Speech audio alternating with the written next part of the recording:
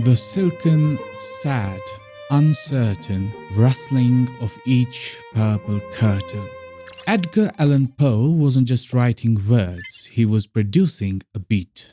Assonance and consonance. They sound like medieval stomach bug or maybe a terrible corporate law firm. But whether you're reading a classic novel, trying to figure out why a movie quote gave you chills, or just wondering why that one rap verse has been stuck in your head for 3 days, these two literary devices are the secret acoustic engines driving it all. Give me 5 minutes and I guarantee you'll start hearing the world completely differently. Welcome back to Ron Decodes. Let's break it down. Let's start with assonance.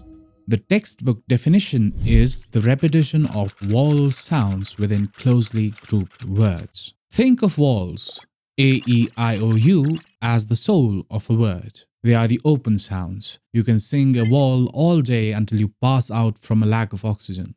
Try singing letter K. You can't. You just sound like you're choking on a peanut. Assonance is when a writer repeats those internal vowel sounds to create a hidden rhythm, an echo, or a specific mood. Let's look at the classics first. We just heard Poe use it. Hear the mellow wedding bells. Hear that short eh sound? Mellow, wedding, bells. It sounds light and chiming. But we also see this brilliantly in poetry everyone reads in school. Take Robert Frost's famous poem, Stopping by Woods on a Snowy Evening. He writes, "The woods are lovely, dark and deep, but I have promises to keep and miles to go before I sleep." That repeating long E sound in deep, keep, and sleep stretches the lines out. It literally slows down the acoustic pace of the poem, making it feel heavy, tired, and peaceful. Exactly like a guy who just wants to fall asleep in the snow. It's an absolute acoustic flex. But you don't need to be a 20th century poet to use it. Pop culture runs on assonance. Now let's talk about consonants. If vowels are the soul of the word, consonants are the skeleton. They give the word its crunch, its hard stops, and its friction. Consonance is the repetition of consonant sounds anywhere in the words. Beginning, middle, end. Now a pause. Do not confuse this with alliteration. We covered alliteration in video number 1. Alliteration is strictly at the beginning of the word, like Peter Piper picked. Consonance is sneaky. It can hide at the end or in the middle of words. If I tell my friend, "I think she'll like your new black bike," that's consonance. The k sound is echoing at the end of the words. It sounds punchy. Also, he doesn't own a bike, so he'd just be very confused.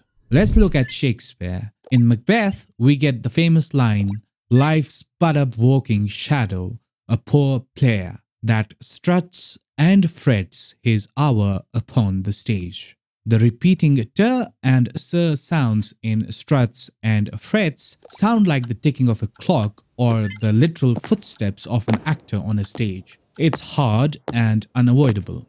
For a modern example, just listen to the chorus of any catchy pop song.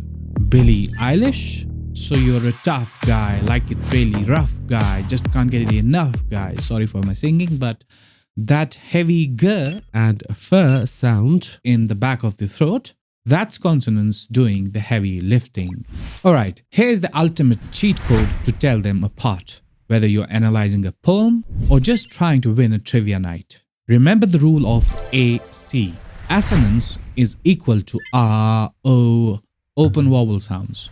Consonance is equal to crunch and click, hard consonant sounds. If the sentence makes your mouth stay open, assonance.